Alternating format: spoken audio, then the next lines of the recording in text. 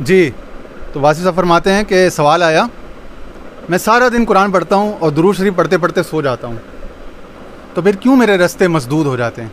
और इस जवाब के अंदर हज़ारों सवालों के जवाब, हज़ारों हमारे जो इफ़रात और तफरीद है ना, imbalance, emotional imbalance, intellectual imbalance जो हमारी कौम का है, उसके हज़ारों लाखों जवाब हैं। इफ़रात, किसी शय को बहुत बढ़ाना, किसी एक पॉइंट को, किसी एक बात को बहुत बढ़ा देना। और भाई किसी एक बात को बढ़ाने, किसने कहा किसी एक बात को बहुत बढ़ाओ? मैं हुज़ूर ख्वाजा अबुल खैर साहब के साथ बहुत वक्त उनके साथ पेशावर में, इस्लामाबाद में रहा और सैकड़ों नशिस्तें उनके साथ मिली। भाई उन्होंने तो हज़ारों लाखों मौजू पर कलाम किया, ठीक है ना। अब कोई बंदा किसी एक बात को पकड़ ले और बोले कि यही ख्वाजा अबुल खैर है, तो ज़्यादती करेगा। भाई उसने तो हज़ारों बातें करी हैं, तो उसको टोटलिटी, इन टोटलिटी उसको होल सम में देखो। उसकी तो हज़ारों बातें थी, उन हज़ारों में से कोई 300-400 बातें तो पकड़ो। एक ही बात को, एक ही पॉइंट एजेंडा को लेके पकड़ के बैठे रहना, किसी एक ही गोशे एक ही बात को लेके पकड़ना, इतना किसी बात पे एम्फसाइज तो उसने नहीं किया था खुद, जितना आज का छोटा मुरीद करने लग जाता है। इसी तरह मियाँ साहब के साथ में रहा, तो मियाँ साहब ने तो हज़ारों पहलुओं और हज़ारों बातों पर रहनुमाई फराहम की। सिर्फ एक बात को थोड़ी लेके बैठे रहते, वो डंडा अपना लठ लेके, लठमारी के तो वो खिलाफ थे, तंग नज़री और तंग दिमागी और तंग मिजाजी और तंग ज़रफ़ी के बहुत खिलाफ थे। तो वैरायटी थी, तनव्वो, वुसअत उनके मौज़ूआत में, उनके दस्तरखान पे सैकड़ों हज़ारों चीज़ें होती थी। यानी प्रेजेंट, यानी वो जहनी या फ़िक्री या रूहानी तौर पर देने के लिए, उसकी मैं बात कर रहा हूँ। और वैसे जो ज़ाहिरी तौर पे भी दस्तरखान, उस पर भी नमकीन, मीठा और अल्हम्दुलिल्लाह चाय और ठंडा सब चीज़ें होती थी उस पर भी, ज़ाहिरी तौर पर भी। तो ज़ाहिरी जो है वो अलामत होता है, मजला आईना होता है बातनी का, ठीक है ना। बातनी तौर पर जब बहुत कुछ देना चाहता है, ज़ाहिरी तौर पर 6 चीज़ें आपके सामने रख देता है, तो वो बहुत सारे रंग रंग की चीज़ें आपको देना चाह रहा है। इसी तरह बाबा इकरार शाह साहब, जो सैयद मिसबा शाह साहब, जो ख्वाजा गरीब नवाज़ की औलादों में से, उनका भी यही था, हज़ारों मौज़ूआत पर कलाम करते थे, हज़ारों दिलचस्पी के मौज़ूआत थे उनके, 1-2-3 बातें थोड़ी थी, ठीक है ना। कहते मेरे रास्ते क्यों बंद रहते हैं, हालांकि मैं बहुत कुरान पढ़ता हूँ, बहुत दुरूद शरीफ पढ़ता हूँ। अब जवाब सुनिए, फरमाते हैं बात यह है कि जब आपको भूख लगती है तो आप दुरूद शरीफ नहीं पढ़ते। भाई जब भूख लगती है तो खाना खाने जाओगे, कॉज इफेक्ट की दुनिया है। दुरूद तो फरमाया कि अशा क़ब्ल अल-इशा या अल-इशा बाद अल-इशा, हदीसों में से निकलते हैं नुक्ते कि भाई रात का खाना पहले खा लो ताकि सुकून से ईशा की नमाज़ पढ़ो। ये नहीं कि पेट में भूख लग रही है, तसव्वुर खाने का और रोटी का कि सालन में क्या होगा, कब खाना खुलेगा, लंगर खुलेगा, और पढ़ रहे हो नमाज वो दो जहनी, दो फिक्री के साथ नहीं, दो रंगी के साथ नहीं, यक रंग हो जा, यक सुई, यक जहती चाहिए। फरमा देंगे जब भूख लगती है तो आप दुरूद शरीफ नहीं पढ़ते। क्या ऐसा कभी होता है कि भूख लगी और आप दुरूद शरीफ पढ़ो और भूख दूर हो जाएगी? नहीं, कॉज इफेक्ट की दुनिया है। भूख दूर होगी खाने से, दुरूद शरीफ से सवाब मिलेगा, दुरूद शरीफ से हुजूर अलैहिस्सलाम का कुर्ब मोहब्बत मिलेगी, उसके लिए गुनाहों से बचने की तौफीक मिलेगी, नेकी की तौफीक मिलेगी, सवाब में अजर में इजाफा होगा, इरफान, हुजूर की मोहब्बत, ताल्लुक वो मिलेगा दुरूद से, वो जो मिलेगा वो लेना है। भूख तो रोटी से ही मिटेगी, चावल से, खाने से, फास्ट फूड से। कहता है कि भूख का ताल्लुक खाने के साथ है, तो सबको पता है कि इसका खाने के साथ ताल्लुक है। जब आपको नींद आती है तो पलंग का इस्तेमाल करते हैं। हमारे मोहल्ले में एक फैमिली है, अल्लाह ताला बस इबरत के लिए ऐसी चीज़ें यहाँ तो लाखों करोड़ों के हिसाब से। वो उनके 3 बच्चे हैं, बड़ा बच्चा 5 साल का है, दूसरा 3 साल का, और तीसरा जो ना वो 1.5-2 साल का। छोटा सा कब्र जितना फ्लैट है, और बाप की भी नौकरी है, और उसने हाउस बिल्डिंग से इधर उधर से बैंकों से कर्ज लेके फ्लैट लिया हुआ है, करता नौकरी है, सिंगल कमाने वाला है, बैंक के कर्जे भी देने, महंगाई भी सबके सामने, बच्चे भी 3 हैं, और वो भी 5 साल के अंदर 3। और जाहिर है जब वो मेल फेड है, मेल न्यूट्रिशनड है, अटेंशन डेफिसिट डिसऑर्डर और ये सब चीज़ें उसको हो गई, वो हर वक्त चीखता रहता है, रातों को भी दिन को भी, बहुत चीखता, बहुत रोता, बहुत, इतना कि छठी मंजिल हमारा मकान है तो वो नीचे ग्राउंड तक, पता नहीं कहाँ तक उसकी आवाज़ें जाती हैं। तो लोग डर जाते हैं, कोई नया बंदा आता है मेहमान मोहल्ले में फ्लोरों पे, तो लोग डर जाते हैं, वो इतना गंदा चीखता है और रोता है। और रातों को भी 2-3-4 बजे तक चीखता रहता है, और दिन में तो अक्सर ही जब उठता है तो उसके घर वालों ने पता नहीं किसी आमिल से, किसी टामिल से बात की होगी, तो उसने कहा होगा कि इस पर कोई जिन कोई साया है।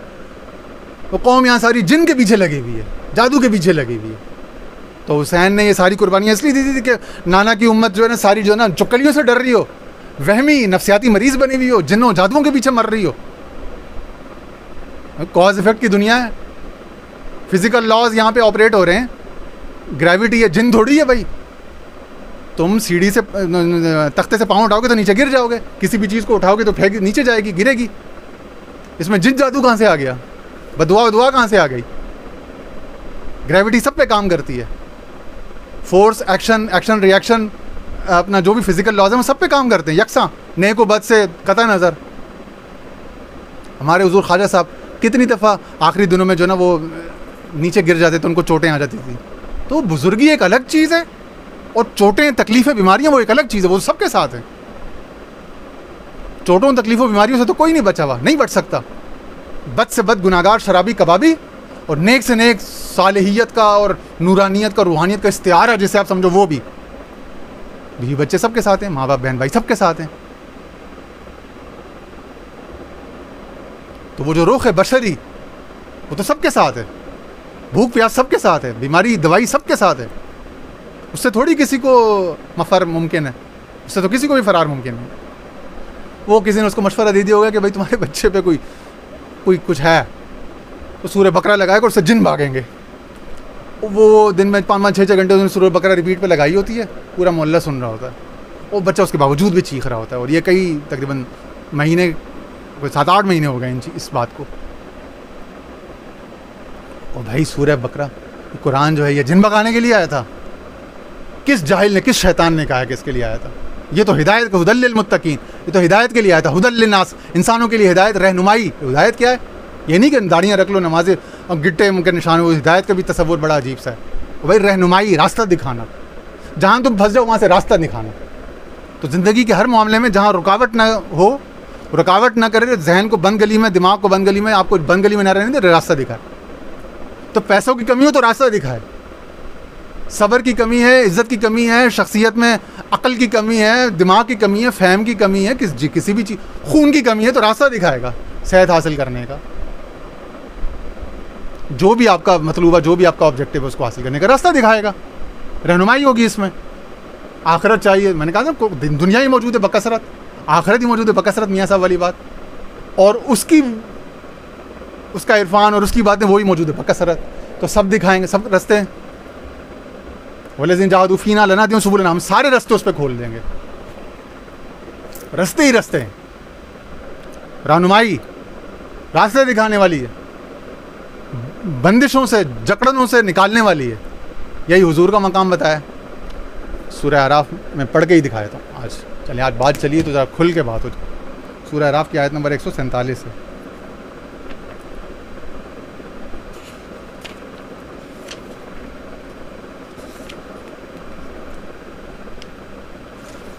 या सूरह अनफाल है गालिबन।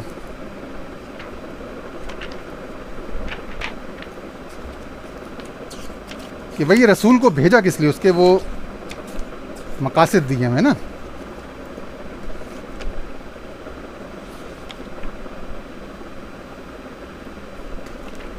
कि भाई बहरहाल, हाँ, बिस्मिल्लाहिर्रहमानिर्रहीम। वक्तुब लना फ़ी हाज़िहि दुनिया हसना, उसका वरहमती वसियत कुल्ल शै। अब जो अल्लाह से मग़फ़िरत मांग रहा है, वलियोना फ़ग़फ़िर लना वरहमना, वो कह रहे तो हमारे लिए इस दुनिया में अच्छाई भलाई लिख दे और आखिरत में भी। और दुनिया को मुक़द्दम किया, पहले दुनिया की भलाई मांगी। तो दुनिया ही की जिसकी भली होगी तो उसकी आखिरत भली होगी ना। जो गटरों में गुस्से में रह रहा है उसकी आखिरत कहाँ से भली होगी? जो पूरे दिन खुदकशी के ख्याल में रहता है, नाराज़ है, और उसको इनडायरेक्टली ताने दे रहा है, वो क्या नमाज़ पढ़ेगा, क्या उसकी शुक्रगुजारी झूठे मुंह करेगा, क्या वो करेगा? उसको इतना तंग किया हुआ तुमने, रियासती निज़ाम ने, इस यहाँ के लोगों ने, मुल्ले, मिलिट्री अलायंस, ये सारे जो मामलात हैं। इन्ना हुदना इलैक, हम तेरी तरफ हमने रास्ता पकड़ा, राग़िब हो चुके। रहमती वसीयत कुल्ल शै, अल्लाह कह रहा है मेरी रहमत तो तमाम अशिया पर वास। फिर आगे अल्लज़ीना यत्तबीउन रसूल, वो लोग जिन्होंने इस नबी उम्मी की इत्तिबा की, जिसका नाम जो ना तौरात और इंजील में लिखा है यामुरुन बिल मारूफ। तो ये नबी के अब औसाफ आ रहे हैं, नेकी की दावत या हुक्म देता है, बुराई से रोकता है, तय्यबात को पाकीज़ा को हलाल करता है, नापाकों को हराम करता है। वयदउ अन्हुम इस्रहुम वल अग़लाल लती कानत अलैहिम, और उनसे उन उस भारी बोझ को और ग़ुलामी के तौक जो है उनके गलों में जो पड़े हुए हैं उनको दूर करता है। कौन है जो आज इस सुन्नत पर अमल कर रहा है? इसर को और गिल को कौन दूर कर रहा है मुसलमानों की गर्दनों से? ये नबी का बस, ये नबी की सुन्नत नहीं नज़र आ रही किसी को?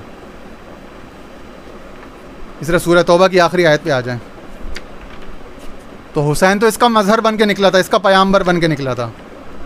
वयदउ अन्हुम इस्रहुम वल अग़लाल लती कानत अलैहिम, इस दावत को, इस दावे को लेकर निकला था। आ जाएं जी आखिरी आयत पर, लक़द जाअकुम रसूलुम मिन अनफुसिकुम, बेशक तुम में आ गया, तुम ही में से उसका रसूल अज़ीम। अज़ीज़ुन अलैहि मा अनित्तुम, कि तुम्हारा अनत, तकलीफ़ में, मुशक्क़त में पड़ना उस पर गरां गुजरता है। हरीसुन अलैकुम, तुम्हारी भलाई का बहुत ज़्यादा हिर्स करने वाला, उस चाहने वाला।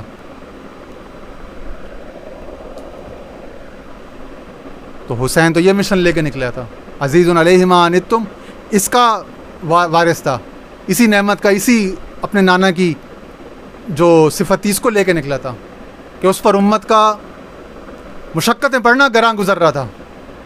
हरीसुन अलैकुम, तुम्हारी भलाई का बहुत ज़्यादा चाहने वाला, तभी अपना पूरा खानवादा कुर्बान करने को तैयार हो गया था। बिल मोमिनीन रऊफ़ुर रहीम, और मोमिनों पर रऊफ़ुर रहीम, रफ़त और रहमत वाला। कौन है जो हुसैन के इस मिशन को और पैगाम को आज समझ रहे और इसका करोड़ अरब में से एक हिस्सा भी अदा करने को तैयार है? कौन है जो इस कौम की, इस नाना की, इस उम्मत की, हुसैन के नाना की उम्मत की सोशियो इकनॉमिक्स के हवाले से जिसका दिल को कुड़ता हो इन हालात पर और उसके लिए दुआएं करता हो? किसी अपने भाई दोस्त का कर्ज, उसका मर्ज, उसकी बीमारी, उसकी जवानी तबाह होते हुए, उसका रिश्ता ना होते हुए, उसकी बहनों का रिश्ता ना होते हुए, उसकी बेटियों का रिश्ता ना होते हुए कुड़ता और सोचता हो कि मैं इसके लिए कुछ करूँ, कोई तदबीर बताए, कोई 2-4 पैसे कमाने की, कोई ज़िंदगी में आगे बढ़ने की, अपनी इज्जत, अपनी कमर सीधी करने के हवाले से कुछ उसकी रहनुमाई करे, कुछ उसको पाँव पे करे। कौन है? किसके दिल में दर्द है? खाल खाल शाज़ो नादिर कोई होगा? मैं ये नहीं कह रहा कि नहीं है, मैं इनकार नहीं कर रहा, मैं कह रहा हूँ कि है किसी को फिक्र। इस जहत से देखा किसी ने कुरान को, रसूल को, हुसैन को? वो कह रहे हैं कि जब भूख लगती है तो वो, जब नींद आती है तो पलंग बिस्तर को देखते हो, जब बारिश होती तो आप छत के अंदर आ जाते हो, बारिश होती आप दुरूद पढ़ो, जिक्र करो, तो बारिश से थोड़ी छतरी चाहिए होगी आपको, या छत के नीचे आओगे आप। कॉज इफेक्ट की दुनिया है, वहमी दुनिया नहीं है, कॉज इफेक्ट की दुनिया है। एक real cause, tangible solid cause है हर इफेक्ट के पीछे। जब बारिश होती तो आप छत के अंदर आ जाते हैं, मकान कहीं से खस्ता हाल हो जाए तो उसको प्लस्तर कराने का ख्याल करते हैं, दुरूद पढ़ पढ़ के, कुरान की आयतें पढ़ पढ़ के नहीं फूकते। मिस्त्री का, प्लस्तर का, सीमेंट ईंट बजरे पैसे लगाने उसका इस्तेमाल, आगे देखिएगा, आगे ये देखें आगे क्या क्या मजमून चल रहा है। अपनी अकल को खोलना है। प्लस्तर कराने का ख्याल आता है, ये तमाम काम आप दुरूद शरीफ से तो नहीं करते। ये तो नहीं हो सकता कि छत का ताल्लुक सीमेंट के साथ है। उसे कहा गया कि सीमेंट कैसे लगाओगे, टैक्स भी तो देना है। कहता है टैक्स का तो देखेंगे, अभी तो छत लीक कर रही है। ये बड़ी तेज़ बात हो गई आपके साथ कि आपका रास्ता बंद हो गया, तो आप पहले इसे ठीक करना है, माशी रास्ता ठीक करना है।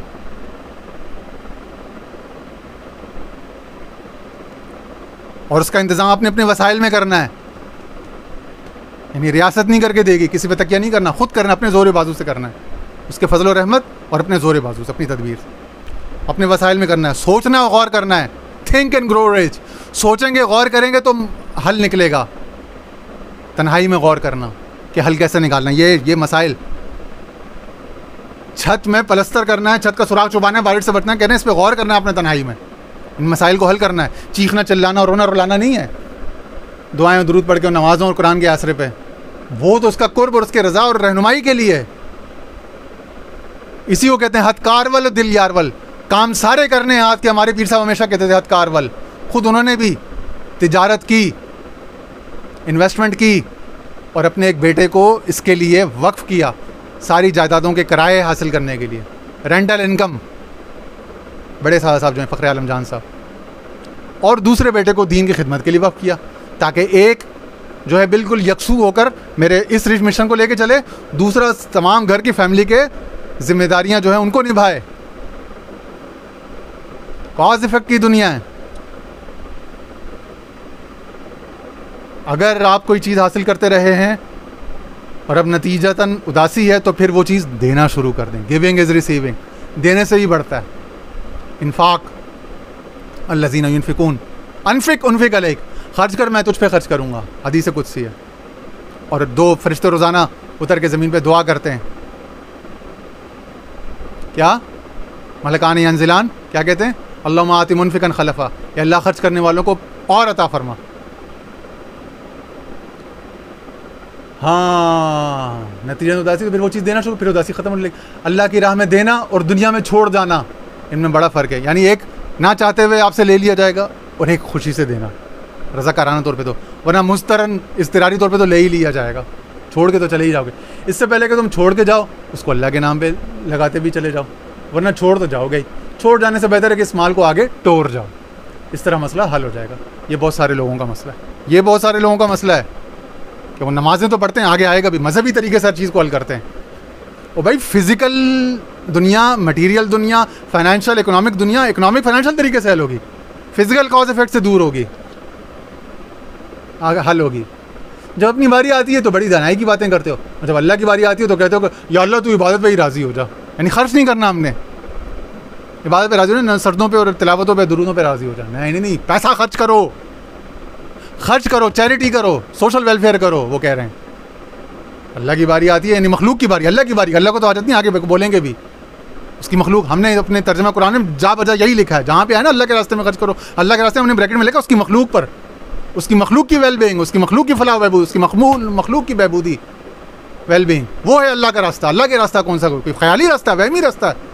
आज तक 14 साल में किसी मुतरजिम मुफस्सिर ने नहीं था, पूरे सारे मैंने 43 बरस में किसी एक भी वाइज या मौलवी खतीब से नहीं सुना, सारी उन्होंने यही धोखा दिया है कि अल्लाह का रास्ता शायद इबादत का रास्ता, वहाँ पे खर्च करो, मस्जिदों में मदरसों में वो लो, अपना वो करो, अतिया ज़कात हो ये दो, और दीनी कामों में लगाओ, और किसी किताब को पब्लिश करा दो, करो। मखलूक के भले पे खर्च करना अल्लाह का रास्ता ही नहीं उनके नज़दीक। भाई वही तो अल्लाह का रास्ता है, मखलूक अल्लाह का रास्ता है, सारे रास्ते मखलूक वही अल्लाह के कुर्ब, अल्लाह का रिज़वान है। मखलूक सारी उसके अस्मा व सिफ़ात हैं। मियाँ साहब बार बार कहते हैं आलम में उसका गैर नहीं है, आलम में उसका गैर नहीं है, ला इलाहा गैरुहु, क्यों कहते थे। अपनी बारी आती है तो होशियार बन जाती हो, उसकी बारी आती है तो कहते हो या अल्लाह तू बस महाज इबादत पे राज़ी हो जा, ज़िक्र अस्कात दुरूद महफिलों पे इस पे राज़ी हो जा, कवालियों पे ज़िक्रों पे राज़ी हो जा। हैं हम कोई फाइनेंशियल इकोनॉमिक प्लानिंग और बिजनेस और कोई पार्टनरशिप नहीं करेंगे, ये सारी दुनियादारी गुनाह है। ला हौल वला कुव्वत, ला हौल वला कुव्वत, 100 बार ला हौल, इस शैतानी कमीनी खबीस सोच पर, इस फिक्र पर बात राज़ी। हम अपनी गिनती को दुरुस्त रखते हो, अल्लाह का नाम भी गिनती के साथ दुरुस्त होता है, यानी देने के साथ दुरुस्त होता है, इसी गिनती के साथ ही दुरुस्त होगा, देने दिलाने से, और वाक़यात और हालात के साथ दुरुस्त होगा, यानी देने दिलाने के वाक़यात और हालात। जब आप हज करने जाओगे तो टिकट ज़रूर ख़रीदोगे, क्योंकि आप हज करने जा रहे हो, हज के वाक़यात हैं, यानी दुनियादारी सारी इन्वॉल्व है, visa, passport, travel agent, industry, aviation की इंडस्ट्री, होटलिंग इंडस्ट्री पूरी आबाद है। इंडस्ट्री को ख़त्म नहीं करो, आबाद रखो, दुनिया को अच्छी हालत में अपनी अगले नस्लों तक पहुँचा के जाओ, बर्बाद नहीं करके जाओ। बस इतना काफ़ी है, आगे भी है, इस मैसेज को आगे फिर किसी और वीडियो में इंशाल्लाह बाकी जो हिस्सा रहेगी उसको पढ़ देंगे। अल्लाह ताला हम सब का हामी व नासिर हो, हम सब पर फजल करम फरमाए। इस उम्मत के, इस मुल्क के, बिलखुसूस इस शहर के जो मसाइल हैं, ये तो हर वक्त ही करबो बला बना हुआ है ना, 24 घंटे बिजली, पानी, गैस, सख्त तरीन शदीद तरीन गर्मी, बच्चे बिलक रो रहे हैं, नफसियाती मरीज़ बच्चे और जवान पैदा हो रहे हैं जो नफ़रत करते हैं सब अपने माँ बाप से, अपने आप से, अपनी ज़िंदगी से, अपने मज़हब से, अपनी कौम से, अपने मुल्क से। और हज़ारों लाखों करोड़ों की तादाद में ऐसे मरीज़ और ऐसे नफ़रत के चलते फिरते हमें नज़र आते हैं शाहकार। गुस्से में कोई एक शख्स मुस्कुराता हुआ दरगुजर करता हुआ नहीं नज़र आता, सलाम करता हुआ, अच्छी बात करता हुआ। पूरा दिन, पूरा महीना गुजर जाता है। ये हालात हैं उम्मत के। नाना की उम्मत यहाँ पहुँची हुई है, तो यहाँ से उठाना है ना, इन चीज़ों को सीधा करना है, इस शहर को सीधा करना है कि इस शहर में अगर 4 करोड़ की आबादी है तो उसमें 70-80 लाख या 1 करोड़ आबादी के लिए कोई नए शहर बसाए जाए, नई कॉलोनियाँ। इनको यहाँ से इवैक्यूएट या डिसलोकेट या वो किया जाए, डिस्प्लेस किया जाए, नई जगहों पे आबाद किया जाए, रिलोकेट किया जाए। यहाँ पे नए कमर्शियल और प्लानिंग के साथ यूनिट्स बनाए जाएं, कमर्शियल और रेजिडेंशियल। ग्राउंड्स और प्ले ग्राउंड नहीं है खेलने का, तफरी की जगह नहीं है, स्काई आसमान नहीं नज़र आता। किसी एक कॉलोनी में भी कम 3-4 ही रह गई होंगी कॉलोनियाँ, ऊंची नीची, एक मंजिला मकान है, दूसरा 6 मंजिला 8 मंजिला है, 60-60 गज, 2-2 ढाई मरले पे 8-8 9-9 मंजिला बिल्डिंगें खड़ी की हुई हैं। वो गिरते हैं, हज़ारों लोग मरते हैं हर साल। 10 मिनट की बारिश ये शहर बर्दाश्त नहीं कर सकता। 10 मिनट की बारिश, अगर 5:25 में बारिश हो ना, तो 5:35 पे यहाँ 6ठी मंजिले में बैठा हूँ, पूरी सड़क गाड़ियों से, हूटरों से भर जाती है। इतना 2-2 ढाई 3-3 फुट पानी होता है गटरों का, बारिश का भी नहीं, सेवरेज का। और चूंकि एक शहर है, करोड़ों की आबादी है, चंद अस्पताल हैं, तो सैकड़ों एम्बुलेंसों के हूटरों से सर फट जाता है। जीना पड़ता है इन हालात में। ये हालात हैं, ये हालात हैं। इससे बड़ी कौन सी करबला होगी। अल्लाह की पनाह है इन हालात से। अल्लाह रहम फरमाए इस उम्मत पर, इस मखलूक पर। इस उम्मत को भी शर्म और अक्ल अता फरमाए कि ये अपने हालात को बेहतर करने का सोचे, फ़िक्र करे, तदब्बुर करे, तदबीर करे, सर जोड़ कर बैठे, अपने बुग़्ज़ों को, कीनों को, हसदों को, चाहे वो मजहबी हो या सियासी, उनको निकाले और मिलजुल कर इंसानियत पर रहम करे, अपने आप पर रहम करे, इस मुल्क पर, इस शहर पर रहम करे। अल्लाह ताला हम सब पर रहम फरमाए, हमारे इस दर्द दिल को, इस कुड़न को, इस जलन को अपनी बारगाह में कबूल फरमाए। और अल्लाह ताला आज के बड़े दिन की बरकत से इस शहर और इस मुल्क के हालात में तब्दीली लेकर आए, रहम लेकर आए, अपनी रहमत, अपनी वुसअत, अपने लुत्फ़ व इनायत की बरसात शुरू करे। यहाँ के लोगों को शर्म दे, अक्ल दे, एहसास दे, गैरत दे। अल्लाह ताला हम सब का हामी नासिर। वाखिर दावाना अनिल हम्दुलिल्लाह।